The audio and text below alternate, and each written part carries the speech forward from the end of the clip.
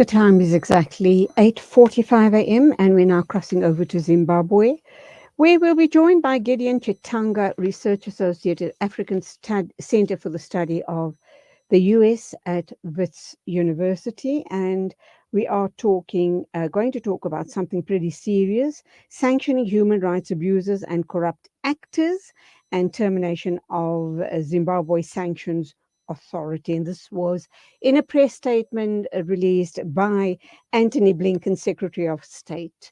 Let's find out what on earth is going on here. What are the repercussions of something like this? Will it in fact make a difference? I wonder.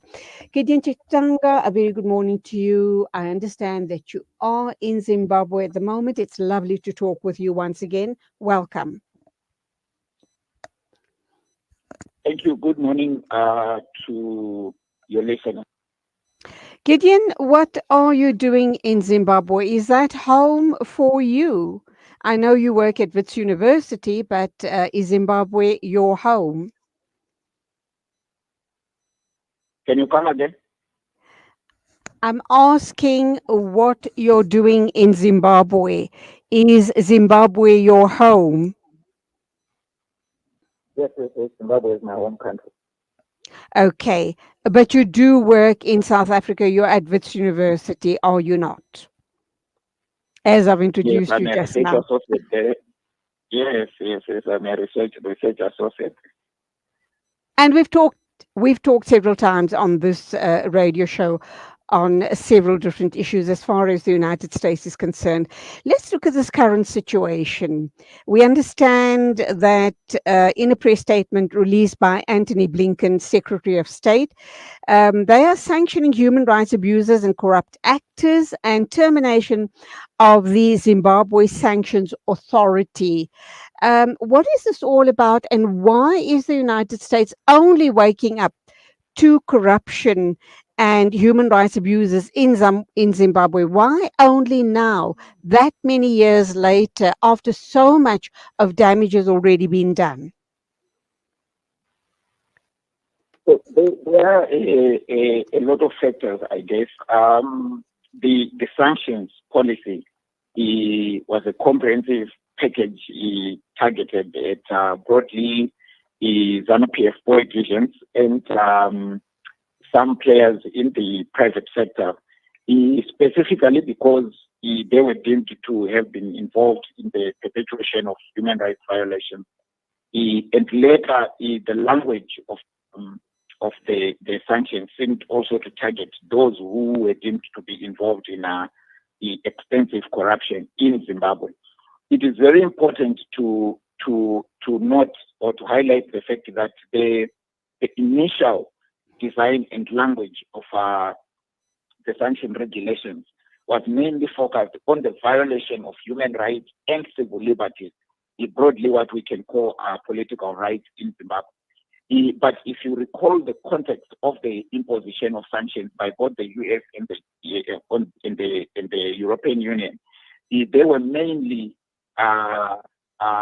focused on punishing particularly violations which were tied to the land reform exercise. That process, I think, has passed its course. There is let's say, a new government in Zimbabwe which calls itself a second republic.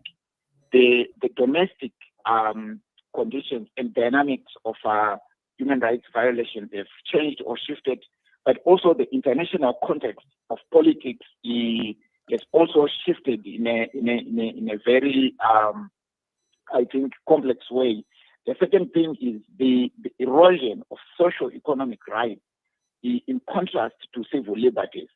Is quite telling if you are in Zimbabwe. The state of economic conditions and social conditions is quite desperate. And indeed, the sanctions have played a key role in shifting the economic dynamics in Zimbabwe. The impact is quite shattering.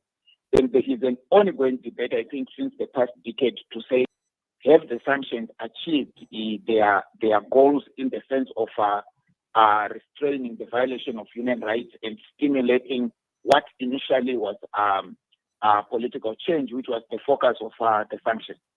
I would argue that in terms of shifting the political, behavioral aspects of the incumbent regime under President Mugabe, and to an extent the Second Republic, I think the impact has been big in the sense of eroding the economy and coercing people to vote out ZANU-PF, if you can say so, to an extent.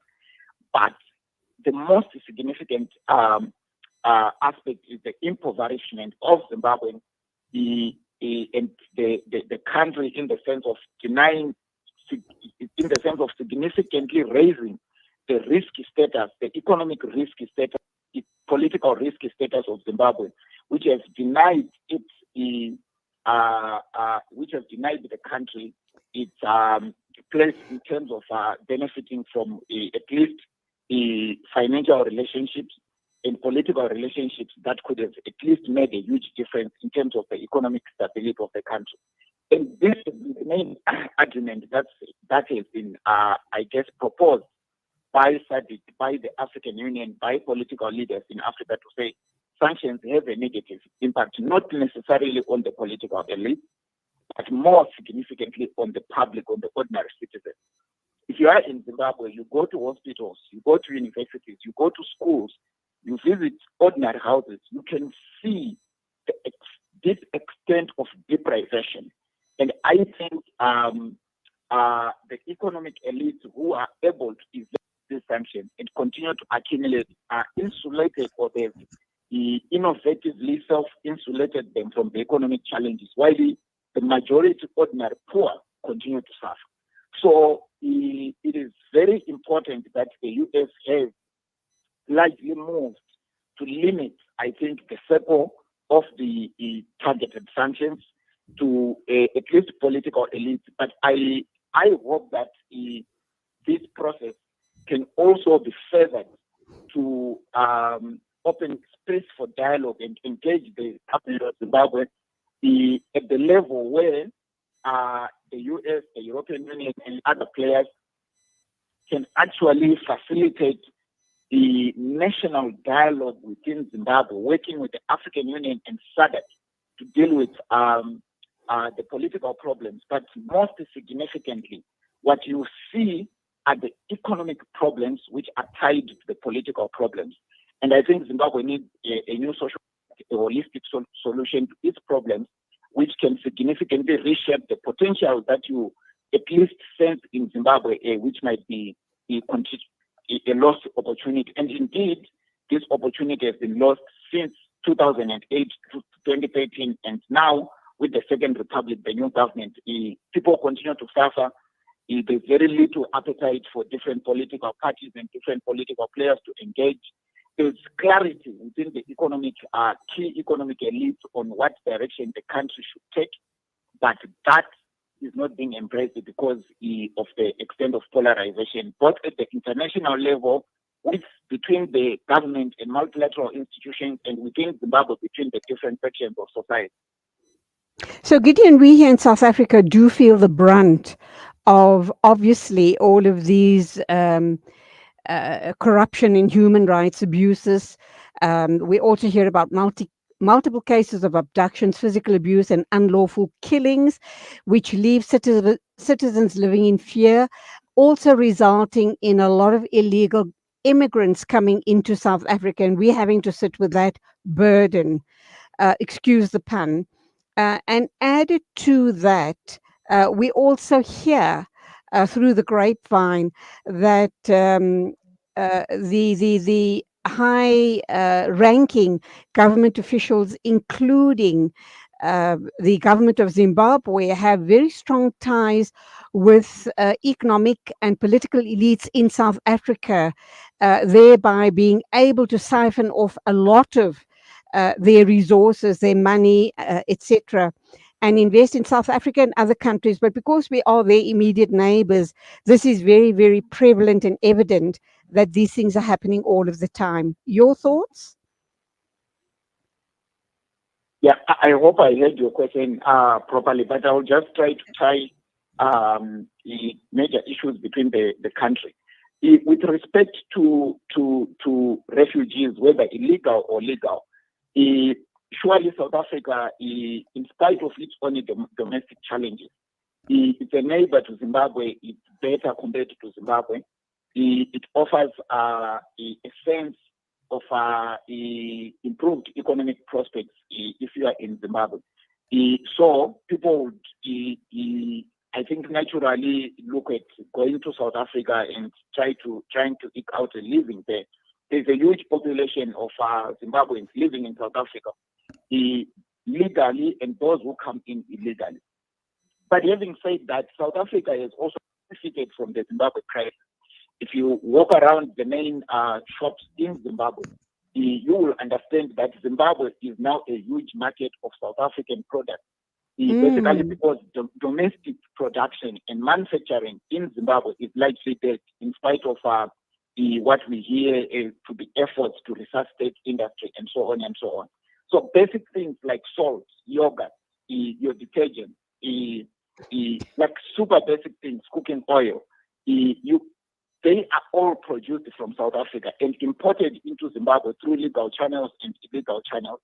The road network has become the main avenue through which South Africa continues to provide goods into supermarkets in Zimbabwe.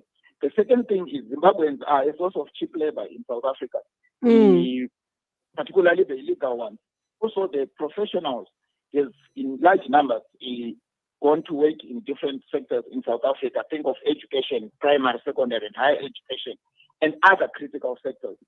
There is a historical mutual dependence between South Africa and Zimbabwe, which provides a simplistic analysis that just focuses on the refugee question. And I would argue that under normal circumstances, these relations are not necessarily bad or negative. There are familial relations between communities in South Africa and Zimbabwe.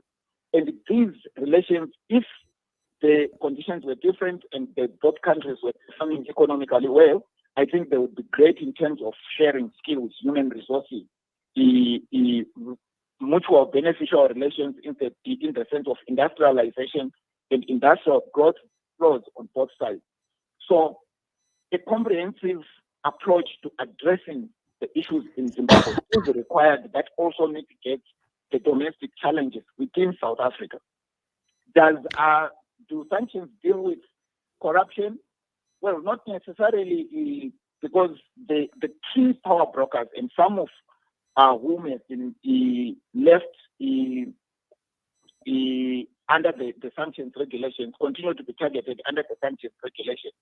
They have developed complex ways. These are power brokers, economic power brokers. They do not necessarily seem to care or worry or to be at least unsettled by this sanction law. They probably will continue to live the way they live, continue to accumulate, because what also has happened is both sanctions and the socio-economic and political crisis in Zimbabwe has created a socio-economic society where the big criminals have power, they benefit a lot more and use different kind of channels to accumulate. The poor people, they engage in petty crime to survive on a day-to-day basis, some of which get punished as a way of government demonstrating that it's fighting corruption. Of course, it's debatable, but it's changing the whole behavior of the Zimbabwean society. It's difficult to think of an individual who would not do something that is not individually advantageous to themselves. And I'm talking about the individual citizen who probably would go to the street to buy something in a way that would be illegal in a normal sense, because they are in a survivalist mode. You talk about people who buy groceries in South Africa, put them in a bus to Harare, and then end up selling those groceries in the streets of Harare as a way of making a living. These things would not happen if Zimbabwe was stable, if Zimbabwe political leaders really cared to say the progress in the country is not about unilateral accumulation of political and economic power, but dialogue that gets everyone to buy into democratic ideas or a political system where everyone belongs and the rules are agreed and they apply to every part of the society. And I think what South Africa and the ANC and other players in South Africa should be doing is to continue to encourage a form of national dialogue in Zimbabwe that is broad, inclusive. It helps the Zimbabweans to uphold their constitution and maybe develop further mechanisms to address socio-economic challenges, facilitate a dialogue that is broadly engaging with international partners, but also more inclusive within Zimbabwe, so that at least Zimbabweans start to talk to each other in and outside government and between government and civil society and other political players. So, regarding the 11 Zimbabwean individuals and 3 entities, including Emerson Mnangagwa, under the global Magnitsky sanctions program for their connection to corruption and serious human rights abuses, do you believe anything is going to come out of that? Do you think the US is going to put loads of pressure and have some sort of a positive outcome? Or is it going to be business as usual in Zimbabwe? Can you come again with that question? We do know that the US has fingered 11 Zimbabwean individuals and 3 entities, including President Emerson, under the global Magnitsky sanctions program for their connection to corruption or serious human rights abuses. They've made that statement, but do you believe they're going to follow through? And what sort of sanctions or repercussions will these people then have to face regarding, this sanction on these 11 people and entities?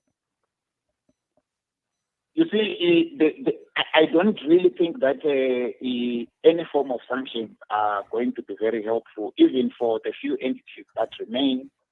I insist that what is needed is a form of dialogue that addresses this question, and it's broad enough to also sensitize society to what is happening, broadening awareness to what is happening, as a way of pressuring the entities and the people who have been left on the sanction list. The second thing is to foster a culture of accountability. But I sense is that the sanctions as a tool, they breed resentment and counter strategies, sanctions busting strategies, which really is what has been happening and might actually continue to happen in the short term. The other way is you cannot increase the cost, say, of certain behavior without opening an avenue for dialogue, because at the end, punitive actions in themselves, they trigger, I think, reciprocal impunity, if you want, or punitive response, if you want. So there is need for critical dialogue to address any forms of violation of norms that is at the center of targeting the few individuals and entities that are left. This conversation should include SADC and the AU as the key brokers, particularly now because you hear African leaders saying, we want homegrown solutions, we want African solutions for African problems. So this for me says the US, if it's going to be very serious about addressing these issues, which is very important, then there should be serious engagement with SADC and the AU in spite of their assumed lack of bite or lack of teeth, if you like. Then the other layer is to then get the SADC and the AU to be continuously engaged with the Zimbabwean authorities and other sections of society, because as it is, Zimbabwe has been unstable for more than 2 decades. And I think it's quite a very fragile state, in spite of the elections and other parties having won, but the other parties who complained that the elections were rigged and so on and so on. And elections are just one simple matter. There is need for a broader societal agreement to take this country forward. I think that the sanctions can only be, say, a negotiation point upon which serious concessions can be made in terms of helping Zimbabweans to address their own problems. Gideon Chitanga, that's where we leave it. Gideon is Research Associate at the African Center for the Study of the United States at Wits University. Always a pleasure talking with you. Keep safe and God bless till we speak again. The time is exactly 5 after 9 o'clock. We're moving along and we're now going to be taking the news on the top of the hour with our correspondent. That is, of course, Zai Jadwit.